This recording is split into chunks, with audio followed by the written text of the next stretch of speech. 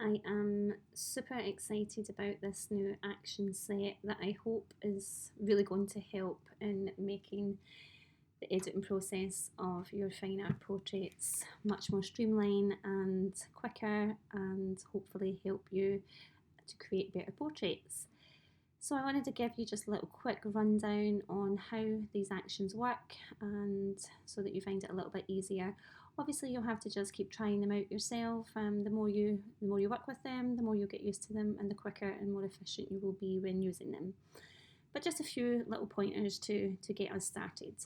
So the first thing that I'm going to do is, once you have downloaded the actions and installed them onto your computer, you're going to come into Photoshop and go to these little lines here. If you click on them and press Load Actions, that's then going to take you to wherever you have them stored. I have them just on my desktop at the moment, so I would just click Open and they will instantly load into Photoshop. So I've got 2 copies on there now, which I don't need. So I'll just go ahead and remove that again. So once you've got your action set here in your actions palette, you'll see that all of the actions are here. The last one on here is a sharpen one. So to get started, the first thing to do is to read what is written here on the please read. So I suggest that you start with that first, and then next step is on to the tips for applying frequency separation. Now, frequency separation, so if you just hit play, you're going to get some information about frequency separation, how it works, the basics about it. When it comes to working with frequency separation, it's probably not something that you're going to get perfect the first couple of times that you try it. So just keep working through it and keep practicing with it, because it really does make such a difference when you get it just right. So I'm going to go into frequency separation here and hit play. It would help if I moved my action palette over so that we can see. So on here we have got 2 layers now. We've got a colour layer and a texture layer. The explanation about this is in this tips for applying frequency separation. So when I'm working with it, I always start on the colour layer. I go ahead and select the lasso tool, and I typically feather it anywhere between 10 and 20 pixels. So I'm going to start around 15, which is fine for me. And I'll just quickly show you how I would work this step. So using the lasso tool, I go ahead and take large areas of skin like so, and try to keep the same shape. So for example, we've got this shape going around the head, and then the eyes, we would come round, on the cheek and do like this shape, and then follow the shape of the chin, and so on and so forth, which is a much better way to do it. You're going to get a better result. So once you're at this stage and you've made your selection with the rectangular marquee tool, we're then going to go into Filter, Blur, Gaussian Blur. I tend to set this anywhere between 10 and maybe 30 pixels. It just depends how smooth you want your portrait. And I'm going to select 20 and we'll click OK. So then if we deselect that and come up to the top of the group here and we click on and off, we can see the difference that it has made in the skin. Back to the colour layer again. I'm not going to do this all over the portrait. I'll do just one more step to show you. So again, selecting the shape of the face, and we'll go to Filter, and you can just hit Gaussian Blur, and that will save it at the 20% that I had it that time. When it comes to doing the nose, I do the same again and take a selection of the nose, but I will change the Gaussian Blur. So Filter, Blur, Gaussian Blur, and instead of being as high as that, I might set it to be about 3 or 4. Otherwise, if you set it to 20, what you'll find is all the highlights from the nose completely disappear, and it makes the nose look quite flat. It's not a good look. So I always tend to do the nose last, because I've changed the frequency separation, the Gaussian blur, to a lower amount. So you're going to go ahead and do that all over the face. Once you have then done that, you want to move on to the texture layer, and on here, switch to the clone stamp tool. You can keep opacity and flow at 100. And I'm going to just zoom in, and we'll take a couple of little blemishes. So using your Option key on your keypad, if you just select beside it and then brush over. And again, we can repeat that on all the little blemishes on her face. She doesn't actually have very much to work with here, but you know, this would be the point if you've got stray hairs and you want to get rid of them, any little blemishes on the skin, things like that. You will use your texture layer to really clean up the skin and probably spend, you know, well, it just depends, doesn't it, on each individual face. But you know, this is probably the longest part of this entire editing set is the frequency separation.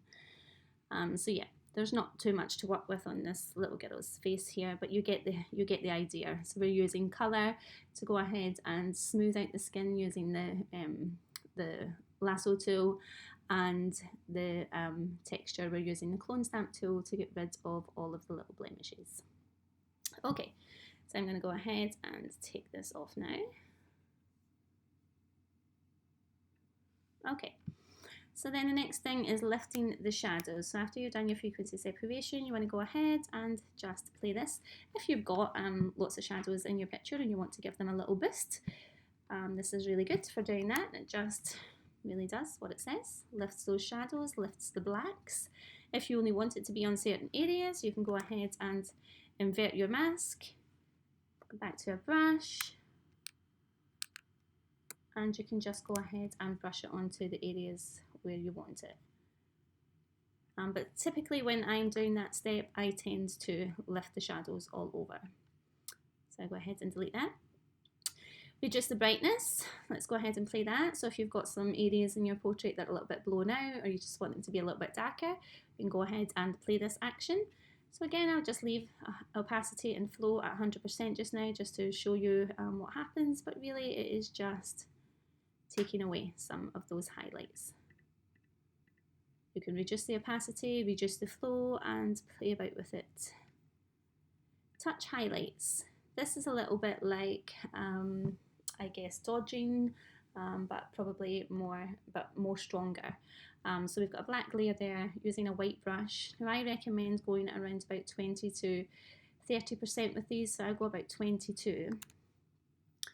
And with these, I tend to just dot a few little highlights on the face, on the skin, maybe on the hair, on the clothing. You know, you can play about with this brush. Like I say, it works very much like Dodge, only it's more prominent, and I love it for just going over and giving me some beautiful highlights. And then if you find that that's too strong, just go ahead and reduce your opacity until you're happy with it. So I go ahead and delete that.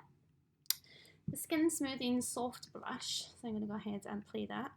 What this one does is it just really smooths the skin.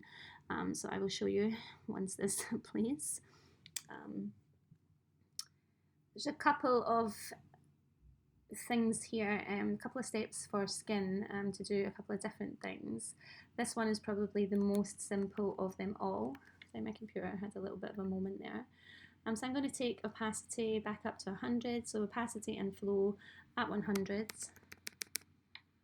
And I'm just going to go ahead and brush this all over the skin. So if you want a really quick fix, you want to just smooth out the skin, this is the brush for you. Okay, have a wee look at before and after, before and after. Personally for me that would be much too strong, so I would then go ahead and reduce my opacity, maybe to around about 40–50%. Again, it's a personal preference of how much or how little skin smoothing you want. So I'm going to go ahead and delete that. The next one is the skin smoothing, but using the mixer brush tool. So once you hit this step, it will automatically change your brush to the mixer brush tool. So you have to be mindful that when you move on to the next step to change it back to a normal brush. All of these settings should already be applied for you. If for some reason they are not, you can go ahead and copy these from this video, but they should already come up like that. And with the mixer brush tool, essentially what you're doing is you're just taking portions of the skin and mixing them next to the area beside it. So you don't want to press here and then drag like all the way to the other side. I like to just work in small circular motions on specific areas at a time. Again, this skin smoothing I find to be really, really effective, and I love this method for skin smoothing, but it's more time consuming. So you can maybe spend a few minutes on your portrait doing some skin smoothing here. It's really great for evening out different skin tones as well, where it goes from dark to shadow and just making everything much more even. Look at before and after, before and after. And obviously you will continue that on all throughout the face and hands and anywhere on the skin. You know, and because it's quite subtle with the settings that are applied, you can really just keep going over the same parts and blending more and keep on going until you're happy with it. I love the Mixer brush tool for skin smoothing. Adding skin texture just really does what it says on the tin. If you feel like you want to have a little bit more texture, I'm going to switch back now to my normal brush tool. Then you can just go ahead and apply more texture to the skin, like so. And then you can go ahead and reduce your opacity if you feel like it's too strong for you. You just want a little bit. It's up to you.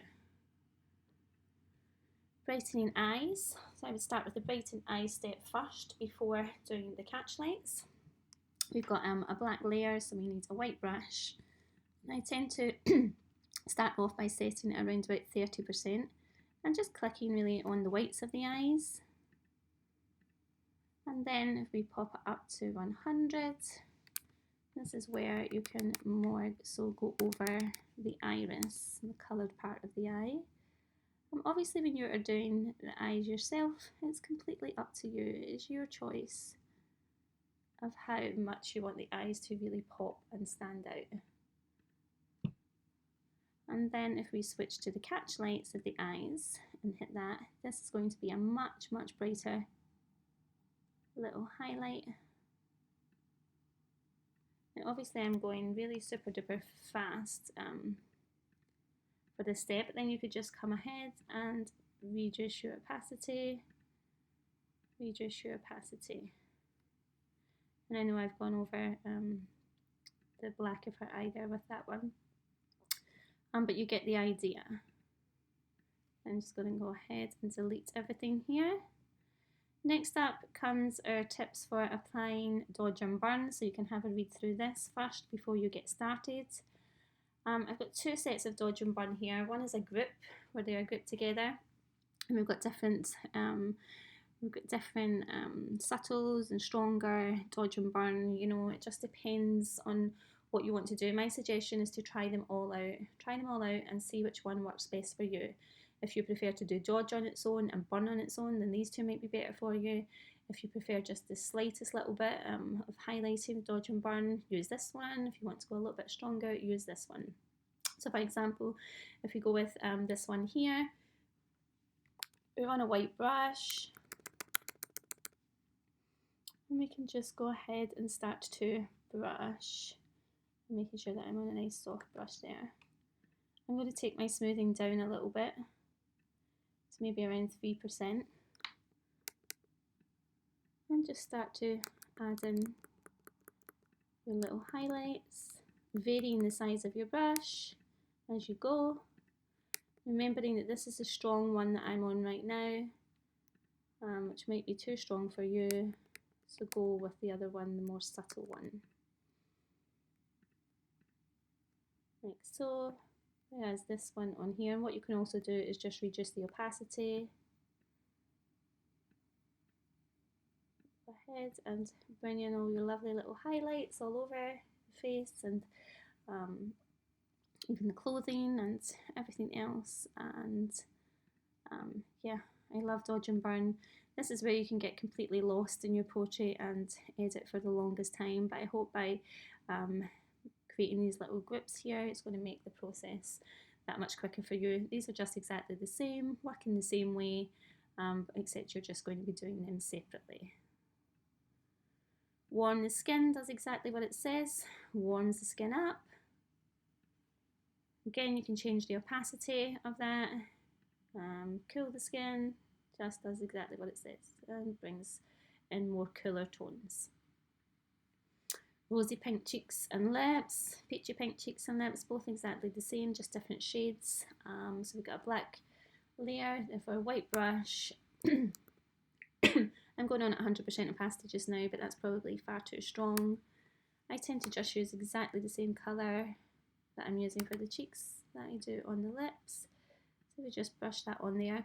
If you've overspilled on any of the edges, you can just go ahead and change back to a black brush and just go ahead and clean it off. And then just reduce your opacity until you're happy with how it looks. Somewhere around 33% looks pretty good for me. So I'm going to go ahead and delete that now. This one works in exactly the same way. Paintbrush, strong and subtle, pretty much self-explanatory. The paintbrush strong, let's play that one first. This one is great for hair, especially, like a little hairbrush to give a lovely painterly effect, but it also works really nice on clothing as well.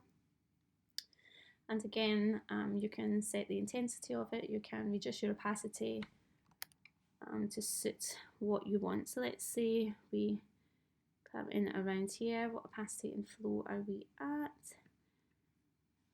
It might not work so great on this little girl's hair. I find an afro hair it doesn't work so well.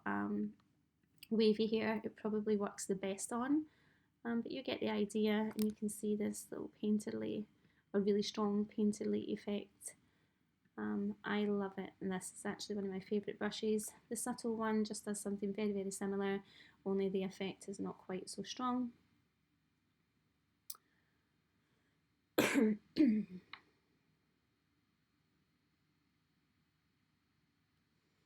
Yes, my computer I think has worked too hard today. Okay, so just exactly the same again, only a more subtle and a little bit of a different texture to this paint on this one. So you can try them all out and see what you like best. I don't recommend painting on the skin. It's not something I personally do. I save it for hair and clothing and props and things like that.